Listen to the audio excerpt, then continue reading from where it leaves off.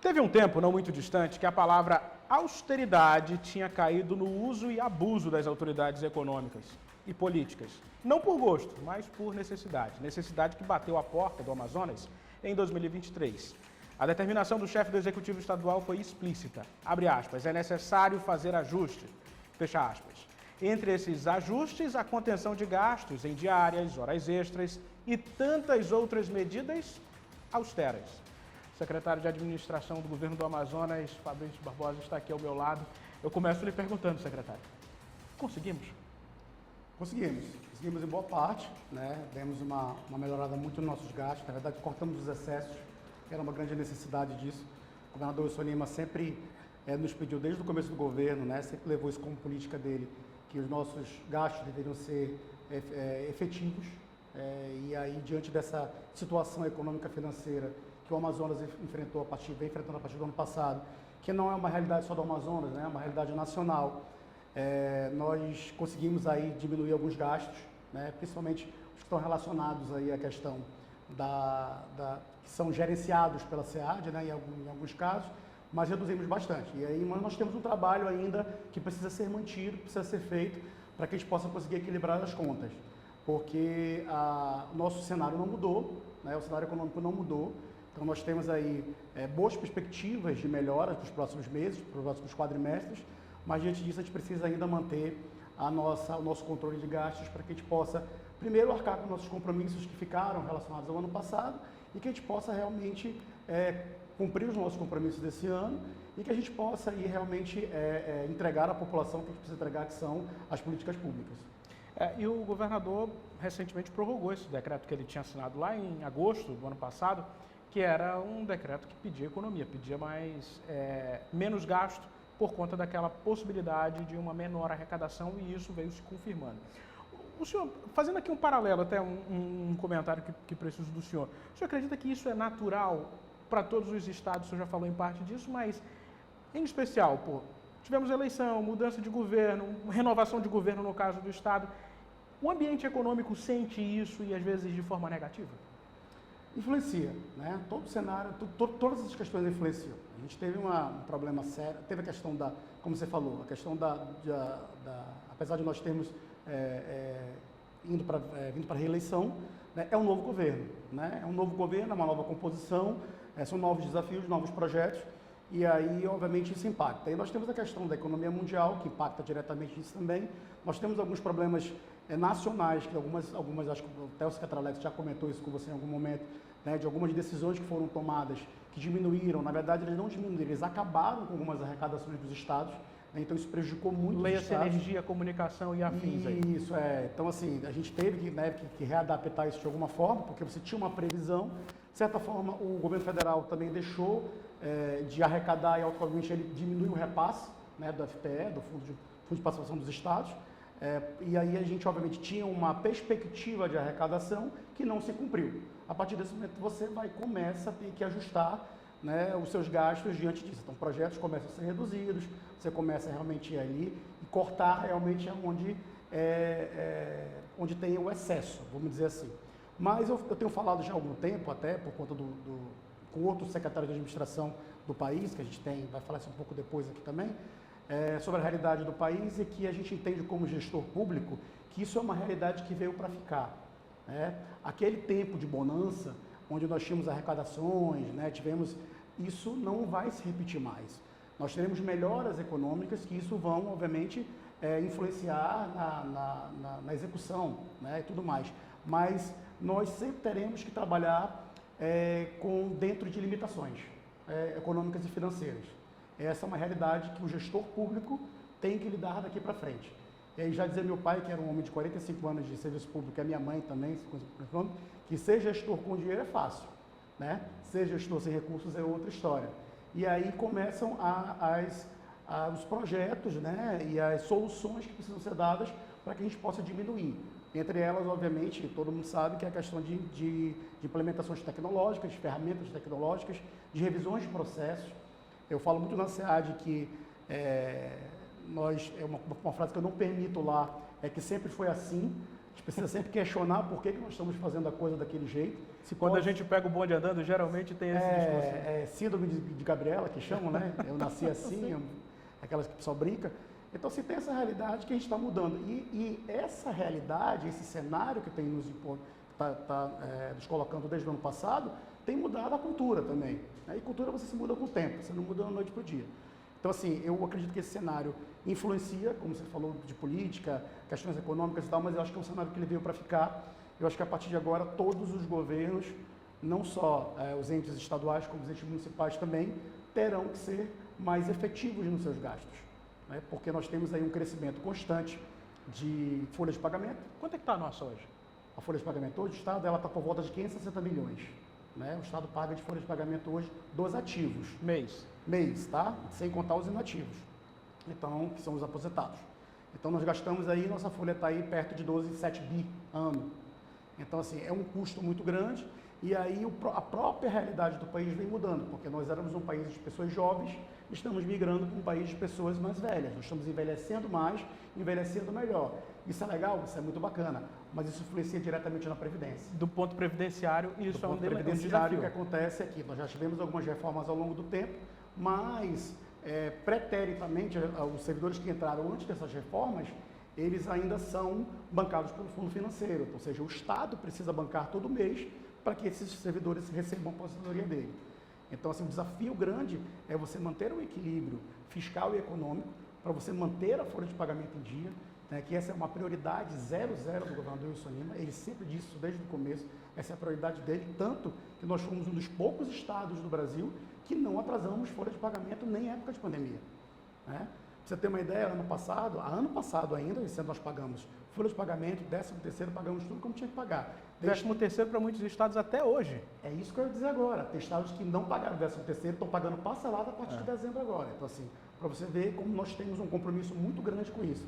Isso só é possível porque a nossa preocupação desde 2019 com a questão fiscal e econômica é muito rígida. Então, assim, nós sabemos dos nossos compromissos, nós sabemos do que precisa ser feito, mas a gente precisa agir com parcimônia, precisa agir com responsabilidade. Porque não adianta a gente sair dando aumento para todo mundo, sair regularizando todo mundo, e daqui a um ano e meio, a gente não conseguir pagar a folha de pagamento. Isso deve ser um pleito que o senhor deve receber na sua porta lá quase que diariamente, hein? Sim, todo dia. E qual é a resposta que tem que ser dada nesse momento, olhando para dados, né? Olhando para números? Nós somos um governo, na verdade, muito aberto. Né? Nós gostamos muito de rechaçar essa questão de que não há diálogo no governo. Existe muito diálogo no governo. Nós recebemos, os secretários recebem, tem algumas coisas, obviamente, que você escala para outros níveis, como Casa Civil e Governadoria, mas que precisam passar pelos secretários da pasta em algum momento. E nós jogamos muito aberto com números. Então, todas as categorias que sentam conosco para conversar, nós mostramos os números. E é o que é importante e relevante de dizer, que eu falo. Nós não tentamos entrar numa discussão de relevância e importância daquela categoria. Porque nós, como Secretaria de Administração, entendemos que todos os servidores e todas as categorias são de extrema relevância para que a máquina possa rodar. Nós somos uma engrenagem. Então, assim, a polícia tem a sua importância, a saúde tem a sua importância, a educação tem a sua importância, o sistema de sustentabilidade, do agro tem a sua relevância gigantesca, né? Só que todos têm a sua relevância para que a gente consiga fazer a máquina funcionar. E aí nós não podemos, então, assim, o nosso jogo de cintura é justamente esse, ter que dar para um para poder liberar para outro. Então, assim, a gente sempre trabalha em números e questões orçamentárias. Então, a gente chega com eles e fala, olha, esse mês nós temos um decreto de contingência, não há o que se falar, mas vamos conversar. Qual é o pleito? O que você precisa? Nós temos uma pendência isso. Ok, o que você prefere? Qual é a tua proposta? Vamos tentar conversar dessa forma e a gente vai chegando, né, através do diálogo, num consenso. Hoje, a gente enfrenta uma realidade que é realmente não ter recurso, né, para implementar, mas o governador Wilson Lima, ele nunca deixou de olhar para isso. Tanto que eu sempre repito nos lugares que eu vou para falar. Ele regularizou database, né? Database é aquela recomposição que tem por direito na Constituição, inflacionária, desde 2015, quando ele entrou.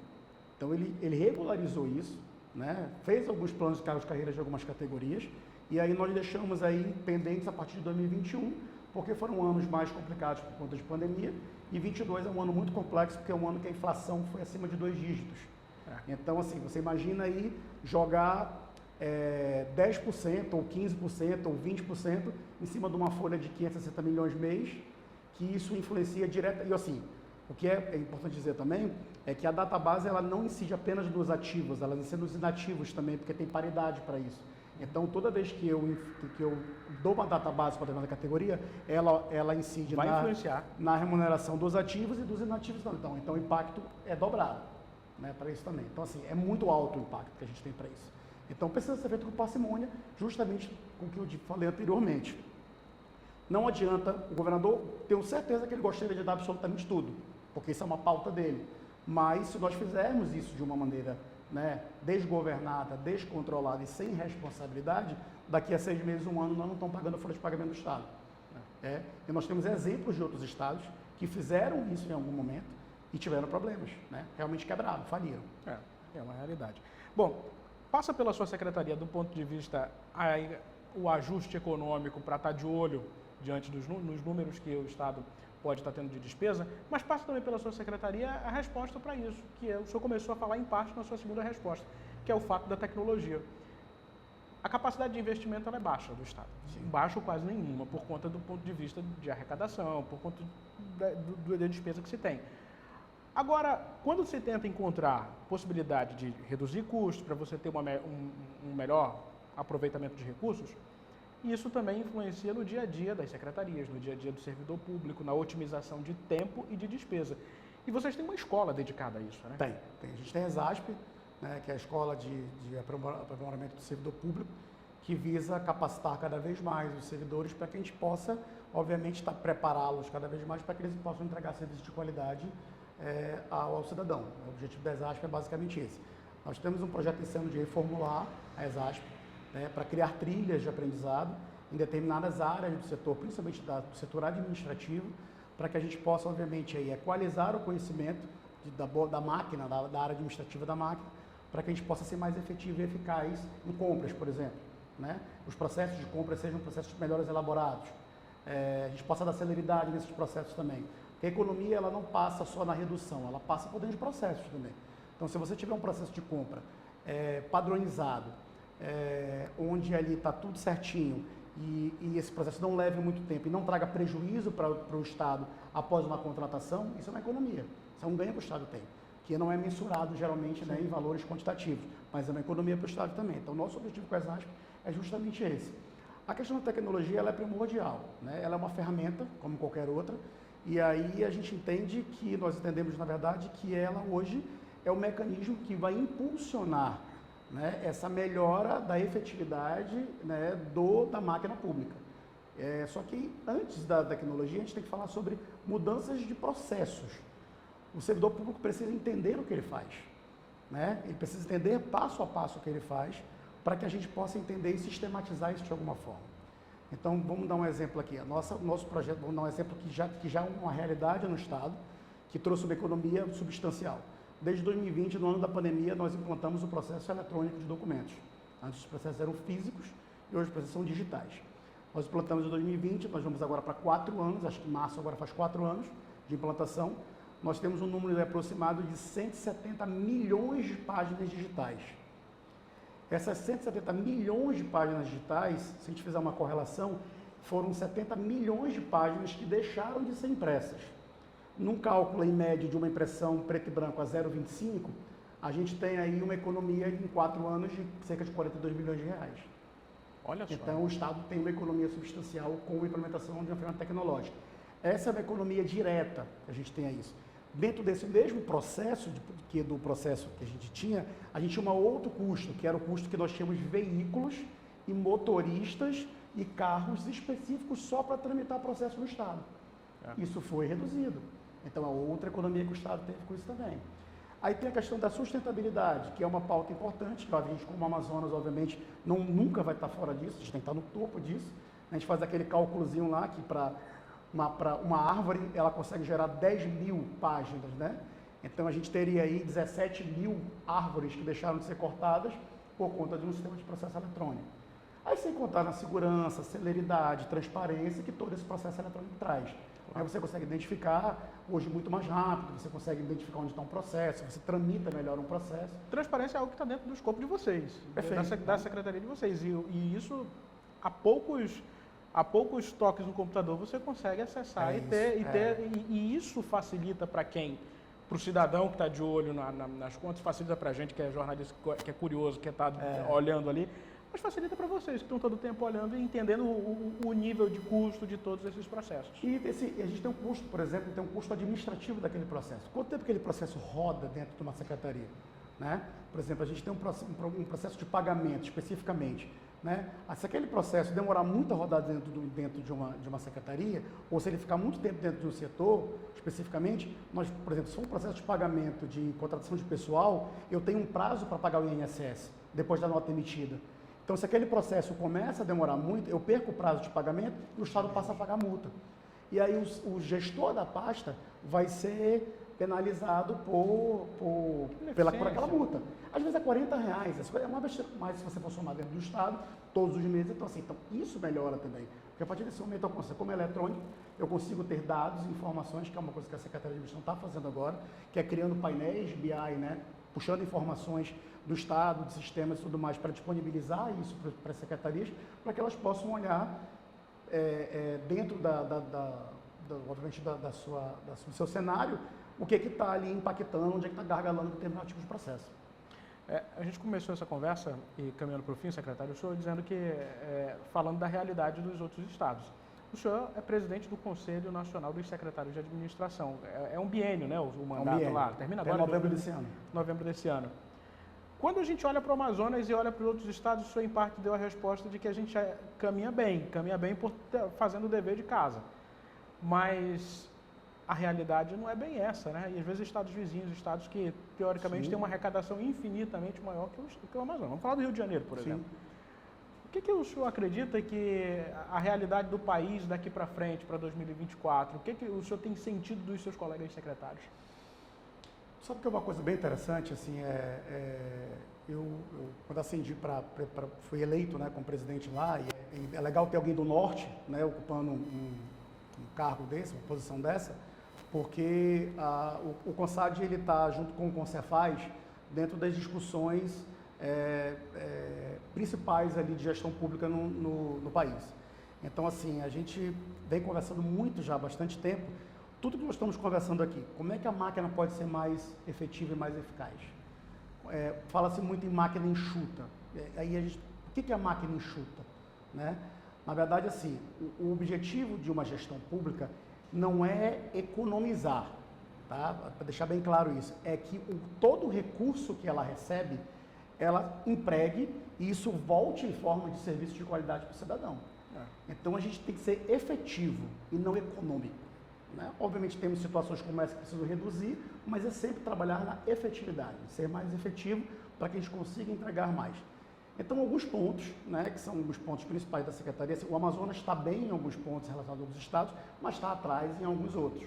E é isso aí que é um grande papel do CONSAD, que é um grande papel dessa minha gestão desses 2 biênios, é justamente que o CONSAD seja um articulador junto ao governo federal para que a gente possa diminuir essas assimetrias entre os estados. Então, uma decisão que foi tomada pelo governo federal, uma determinada lei, que diz que, por exemplo, vai criar uma determinada regra para a gestão de patrimônio, ela tem que ser analisada primeiro pelo colegiado, como o CONSAD, para nós entendermos as especificidades de cada estado. Sim. Porque geralmente você vem de cima para baixo você não consegue disseminar, então geralmente já começa natimorto, né? Então não funciona. Sim. E aí o CONSAD tem esse papel. O que nós vemos hoje? É isso, a gente precisa trazer efetividade. O CONSAD tem trabalhado para isso, ele tem pego algumas pautas, que são muitas, né, algumas pautas específicas, para trabalhar juntamente com o governo federal, para que a gente possa reduzir custos dos estados, para que a gente possa ser mais efetivo nos estados e para que a gente possa evitar problemas que estão aí na nossa porta para serem resolvidos. Folha de pagamento é um problema generalizado de todos os estados. Todos os estados estão ali, né, se não estão acima do limite prudencial, LRF, estão ali para baixo. O Amazonas já teve no limite prudencial, hoje está abaixo, por conta dessas questões aí das ações austeras que nós tivemos, de controle e tudo mais, vamos trabalhar ainda mais nisso. Mas a gente vem trabalhando isso porque nós temos uma projeção que se a estrutura de pessoal do país, de contratação do país, que é uma estrutura antiga, que é uma metodologia antiga, continuar desse jeito, daqui a um dos próximos anos os estados não vão conseguir mais pagar a folha de pagamento. Então isso vai gerar um caos. E aí já tem uma iniciativa bem interessante do MGI. O MGI é o Ministério de Inovação do Governo Federal. Ele funciona como uma grande secretaria de administração, né? Ele é a secretaria que vincula com todas as secretarias do Estado. Eles vão fazer um concurso unificado agora. Não sei se você viu, Sim. que é uma ideia muito interessante, aquele que eles vão fazer, para tentar unificar as carreiras e tentar fazer uma coisa só. Essa é uma das ideias. E o CONSAT tem participado diretamente e vai começar mais fortemente agora na reforma administrativa do Estado, que foi uma reforma que tentou tramitar no governo passado, mas ela, voltando ao que eu falei antes, ela foi uma proposta que foi feita sem diálogo. Então eles conversaram lá em cima achando da forma que podia ser feita e muita coisa ali não se implementa. E muita coisa vai dar problema. A realidade é outra, né? A realidade é outra. Tanto que nós pegamos a minuta de lei, a gente como CONSAD, né, criamos um grupo especial, porque a vantagem do CONSAD é esse, que eu consigo criar grupos de trabalho, pego o analista de todos os estados para discutir determinado assunto. E ali sai uma nota técnica, sai alguma coisa importante. Nós criamos ali uma nota baseada no que era a PEC 32, se não me engano, acho que é a PEC 32, que era projeto de lei de reforma administrativa, e vimos que muita coisa ali não funciona. E botamos uma sugestão para o MGI em cima, e a partir de fevereiro agora nós vamos ter uma reunião em Brasília com o MGI para começar a definir algumas coisas aí, para realmente a gente começar a trabalhar os estados aí de forma mais unificada, né? A gente conversar todo mundo aí da mesma forma, porque nós temos consciência do seguinte: tem determinados assuntos que os estados não têm força de tratar só. Então a gente precisa se unir e precisa do governo federal para que isso possa dar encaminhamento. Precisa ter abertura também. Precisa ter abertura também. Para finalizar, tem um tema que a gente até comentou aqui na prévia, secretário, que o senhor, em parte, começou a falar, que é o fato de que quando você economiza, você precisa economizar para ter um Estado mais efetivo, otimizado nos custos e tal. Mas essa capacidade de investimento, eu vou trazer para a realidade, para a nossa terra, que é para o Amazonas, ela é muito baixa. A gente comentou sobre isso. E aí muito se critica, às vezes, a condição dos empréstimos que um Estado contrai. Isso significa que o Estado tem certidões negativas em dia. É assim que funciona com uma empresa, é assim que funciona com uma pessoa, é assim que funciona com o Estado. Significa que o Estado, mesmo com tudo isso, está dentro daquela responsabilidade necessária de arcar com as dívidas que contrai. Perfeito. Uma das situações que aconteceu ano passado, que é uma situação mais técnica, não sei nem se isso foi falado pelo secretário Alex em algum momento, mas assim, é que o ano passado, como nós diminuiu a nossa arrecadação e nosso gasto estava relativamente elevado, nós tivemos ali uma sinalização da STN, da Secretaria do Tesouro Nacional, dizendo que havia um desequilíbrio, né? A gente precisava começar a ajustar isso ao longo do ano. Esse tipo de aviso é o que você está conversando agora, é o que mantém o CAPAG, que a gente chama, né? O CAPAG, ele tem um nivelamento dentro dos estados, que se eu não me engano é A, B ou C, acho que o Amazonas é B, se eu não me engano, que esse nível esse nível de CAPAG que ele dá um nível de você ter credibilidade para contrair empréstimos. A pessoa fala assim, mas o Estado está emprestando muito. É importante dizer o seguinte: o Estado, já há muitos anos, há décadas na verdade, ele não tem recurso, não sobra recurso, né, da arrecadação para investimento, é muito baixo. Então o investimento do Estado é sempre através de empréstimos. Como você falou, como empresa privada, o importante é que esses empréstimos, essas dívidas, tenham um direcionamento correto, movimentem a economia e tragam um resultado, e isso esteja controlado. Então, assim, se as contas do Estado estiverem controladas, nós estaremos sempre numa capacidade de pagamento, sempre com as certidões em dia, e nós estaremos sempre fiscalmente ok, né, para não estar como outros estados que não têm nenhuma possibilidade de fazer absolutamente nada. Como o estado de Minas Gerais, por exemplo, que já vem há alguns anos tentando se recuperar. Mas é um problema sério que você tem. Então você entra numa espiral negativa, onde você não tem recurso para pagar salário, você não tem recurso para investir, você não tem recurso para absolutamente nada. Então, assim, o recurso que nós temos para recorrer é justamente esse. É buscar criar projetos que vão trazer resultados práticos, obviamente, dentro dessa estratégia que o governador Wilson Lima sempre pede para que a gente siga, né, essa diretriz que a gente siga, mas que quanto menos recurso do Tesouro nós utilizarmos, melhor. Porque nós estamos utilizando um recurso que é relativamente com juros um pouco bem mais baixos, que geralmente são empréstimos do Banco Mundial, BID, né, que são instituições que foram criadas para fomentar esse tipo de coisa. Tem fundo perdido. Sim. Então, assim, a gente consegue trazer esse. Então, uma das ideias que nós temos agora é justamente essa. dentro da modernização, que vai ser um outro projeto aí de tornar a máquina mais enxuta, mas que na verdade assim, trazer mais economia para o Estado, mas principalmente trazer mais entregas efetivas de serviço para o cidadão, é o projeto que nós temos agora para implementar esse ano, que é o de plataforma de serviços digitais do Estado. Hoje nós temos aí alguns órgãos que são carro-chefe da digitalização, que é o Detran e a Cefaz, por exemplo, que você tem recursos lá de alguns processos, alguns serviços digitais que você recorre, principalmente o Detran, mas a ideia é nós ampliarmos isso até o final do mandato, né? Nosso objetivo é chegar a 100%, mas esse 100% ainda ele é complexo porque nós precisamos ainda entender quais são todos os serviços que as secretarias prestam. Nem todos vão poder ser digitalizados, alguns vão poder ser agendados e tal, mas a nossa ideia é implementar uma ferramenta onde o cidadão tenha um login único, que ele possa logar. A partir dali, ele ter essa jornada dele, ou seja, ele não vai mais buscar o serviço.